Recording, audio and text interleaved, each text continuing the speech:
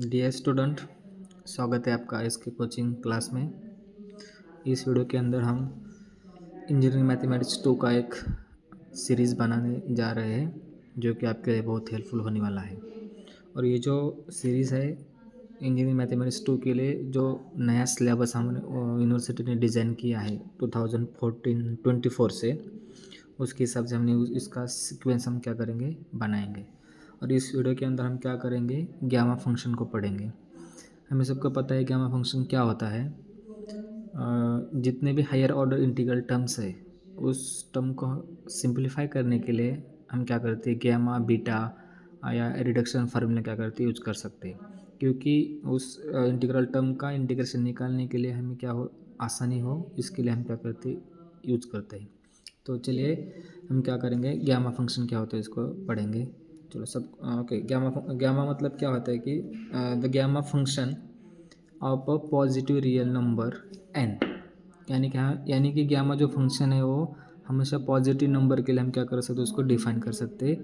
तो इसके यहाँ पे लिखा है n is greater than equals to zero and it is defined as. अब देखो गामा को डिफाइन कैसे किया जाता है, gamma n is equals to, अब देखो ये जो है ना, ये क्या है, गामा का नोटेशन है।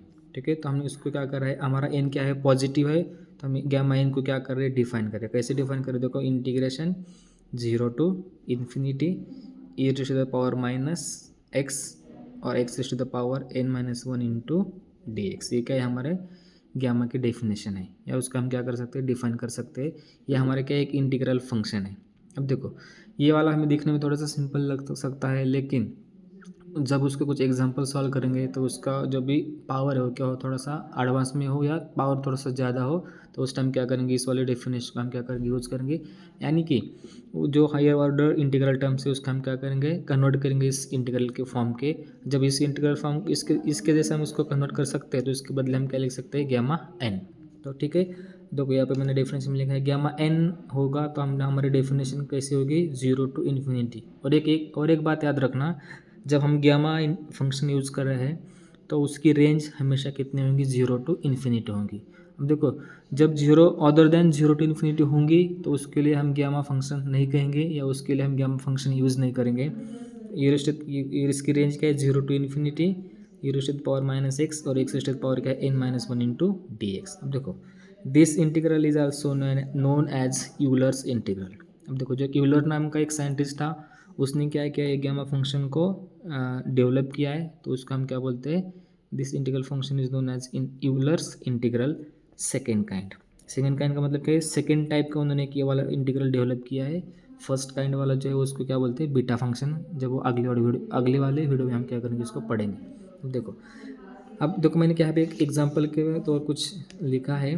जैसे कि हमारे पास गामा होगा, तो गामा एन होगा, तो हम इसको ऐसे लिख सकते हैं। हमारे पास गामा एन प्लस वन होगा, तो हम कैसे लिख सकते हैं, देखो सिंपल है, जीरो टू इन्फिनिटी रेंज तो हमेशा वही रहेगा, e to the power minus x और एक्स टू द पावर। अब देखो जब एन था तो यहाँ पे क्या था, एन माइनस वन था, तो हमारे पास क्या है, एन प्लस वन, तो हम क्या लिख सकते हैं, इनके जगह पे लिखेंगे एन प्लस वन और ये वाला माइनस का minus one as it is.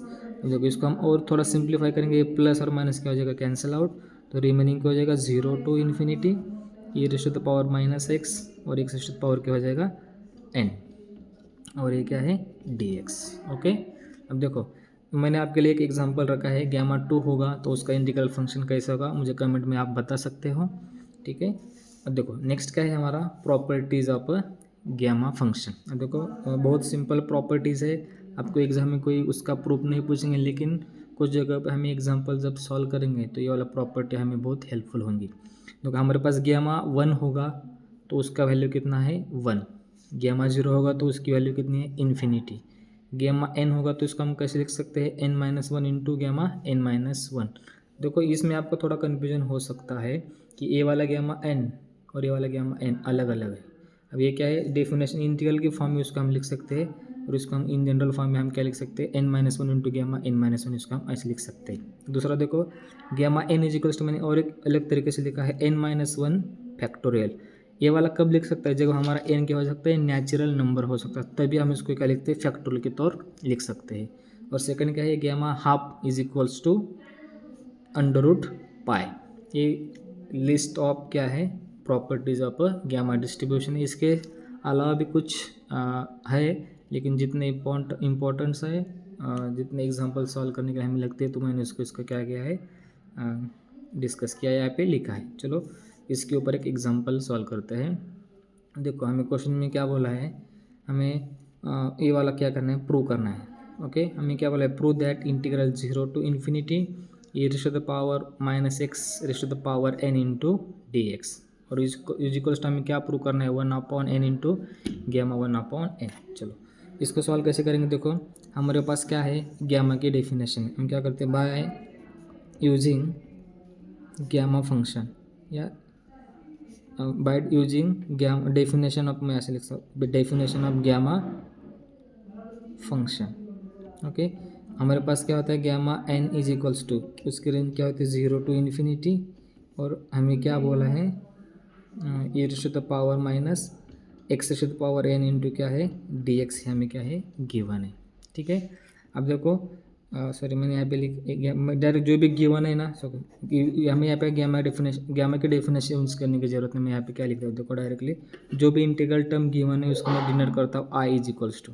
ठीक है, क्योंकि ये क्या है, I integral gamma integral term है, तो इसको डिनोट किया मैंने capital I is equals to integrate 0 to infinity e raise to the power minus x raise to the power n into d x. ये देखो हमारे पास जो हमारा इंटीग्रल गिवन है उसकी रेंज कितनी है, 0 टू इन्फिनिटी है। तो हमें पता है जब 0 टू इन्फिनिटी होगा तो हम क्या यूज़ कर सकते हैं, गैमा फंक्शन यूज़ कर सकते हैं। ठीक है, तो चलो हम क्या करेंगे, उसको सब्स्टिट्यूट करके सॉल्व करेंगे। पुट हम क्या करेंगे, x to the power n equals to मैंने पुट किया t, तो मैं यहाँ से x की वैल्यू निकाल सकता हूँ। x इक्वल्स टू क्या हो जाएगा, t raise to the power 1/n हो जाएगा n। तो उसके बाद मैंने इस वाली टर्म को क्या किया, डिफ्रेंशिएट किया, तो डिफ्रेंशिएट करने के बाद क्या आ जाएगा, d x is equals to 1/n। उसका मैंने क्या किया, डिफ्रेंशिएट कर रहा हूँ विथ रिस्पेक्ट टू एक्स में, तो ये क्या आ जाएगा 1/n into t raise to the power 1/n minus हो जाएगा 1 इंटू डी टी। देखो मैं क्या कर रहा हूँ, हमारे पास वेरिएबल है x, उसको मैं t के फॉर्म में क्या कर रहा हूँ, कन्वर्ट कर रहा हूँ। तो हमें पता है ये वाला सब्स्टिट्यूशन का जो भी प्रोसीजर है हमें पता है हम क्या करते हैं। ठीक है, चलो हमारे पास d की वैल्यू मिली, तो देखो फ्रॉम जो हमारा ओरिजिनल टर्म था मैंने इसको इक्वेशन नंबर 1 लिखा, तो फ्रॉम 1 मैं क्या लिख सकता हूँ, देखो i is equals to integrate 0 to infinity, देखो e raise to the power हमने जो एक्स एन है ना, इसको हमने क्या पुट किया है, टी पुट किया है। यहाँ पे क्या है डी एक्स, तो हमारे पास डी एक्स की वैल्यू कितनी मिली है, ये 1/n t raise to the power 1/n minus 1 into क्या है डी टी है। ठीक है, चलो अब देखो ये जो 1/n क्या है, कांस्टेंट है, तो इसको मैं इंटीग्रेशन की आउटसाइड लिखता हूँ, तो क्या हो जाएगा 1/n integrate 0 to infinity e raise to minus t, और t raise to the power क्या है 1/n माइनस 1 इंटू टी। अब देखो इस वाले इंटीग्रल को आप अच्छे से थोड़ा क्या करो, ऑब्जर्व करो, इस वाले इंटीग्रल को हम कैसे लिख सकते हैं। देखो ये 1/n एज इट इज़ हो जाएगा, क्योंकि यहाँ पे क्या है t raise to the power 1/n minus 1 है। तो अभी हमने डेफिनेशन पढ़ा था, जब यहाँ हमारे पास यहाँ पे क्या होता है n-1 होता है, तो हम क्या लिखते हैं, गैमा n लिखते हैं। ठीक है, राइट। तो देखो इस हमें इंटीग्रल सॉल्व करने के बाद हमें क्या मिला है, t raise to the power 1/n-1, तो इसको मैं लिख सकता हूँ ऐसे, गैमा 1/n। यहाँ पे ऊपर n-1 था, तो हम क्या लिख सकते हैं, गैमा लिखते थे। तो यहाँ पे क्या है 1/n-1 है, तो इसको क्या लिखेंगे, गैमा 1/n। तो यही हमें क्या करना था, प्रूव करना था। ठीक है, तो आपके लिए यहाँ पे एक क्वेश्चन लिख देता हूँ, 0 to infinity x raise to the power e raise to the power minus x raise to the 5 d x. इसका आंसर कितना आ सकता है, अब जो क्वेश्चन सॉल्व किया है उसके हिसाब से आप बता सकते हो, उसका आंसर कमेंट में बताइएगा प्लीज़। Thank you. और आपको वीडियो पसंद आता है तो प्लीज़ लाइक करें, शेयर करें।